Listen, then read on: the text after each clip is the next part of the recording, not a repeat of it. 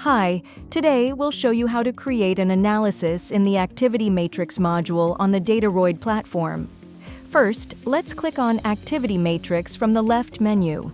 Activity Matrix helps you understand how your users interact with features in your app. With this analysis, you can see which events are used most, how often they are repeated, and how different user segments engage with these events, all on a single screen. When you click on Activity Matrix, you'll see the listing page with the analyses you've created before.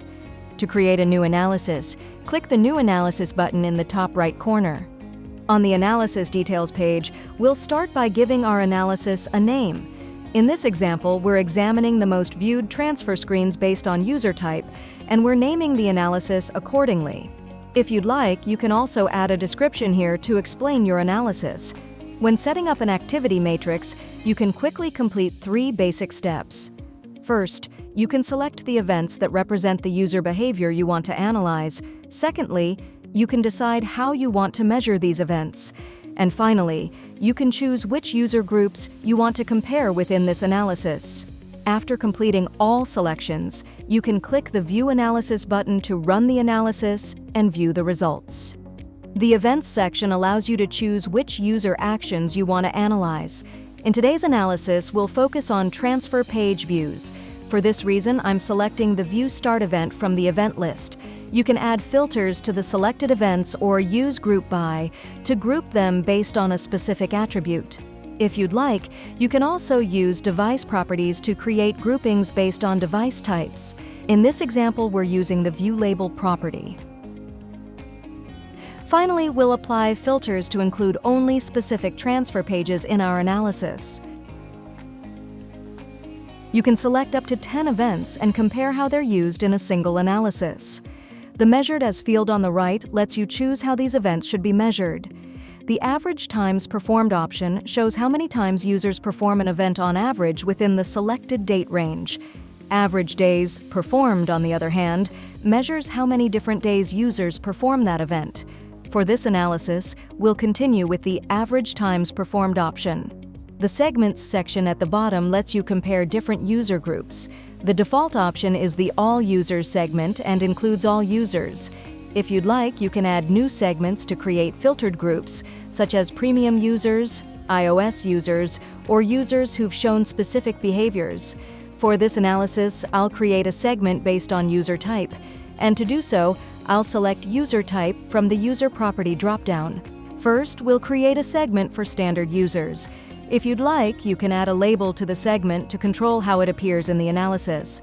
Next, we'll create a second segment, and in this step, segment VIP users.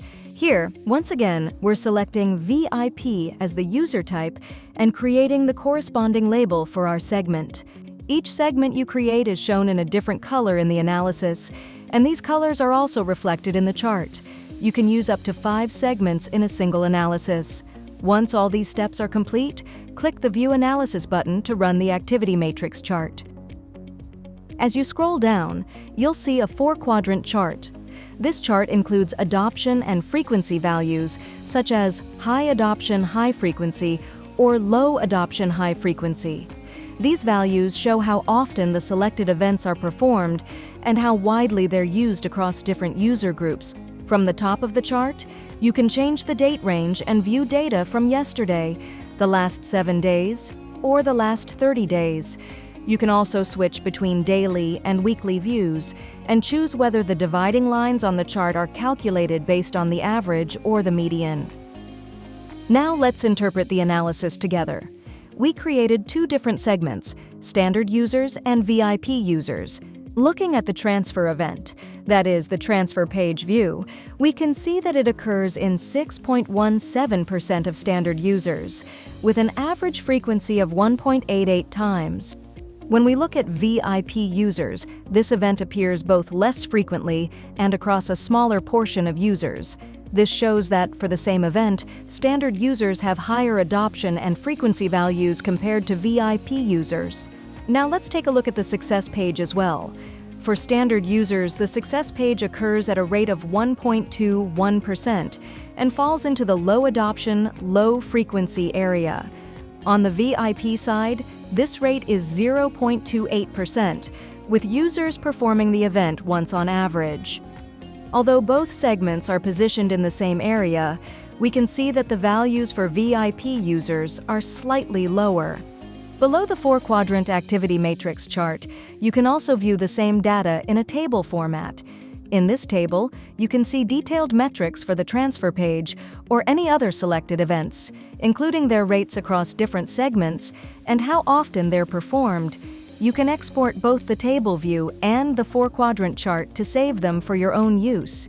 If you'd like to revisit this analysis later, simply click Save and Apply to store it. And that's all for today. Thank you for watching.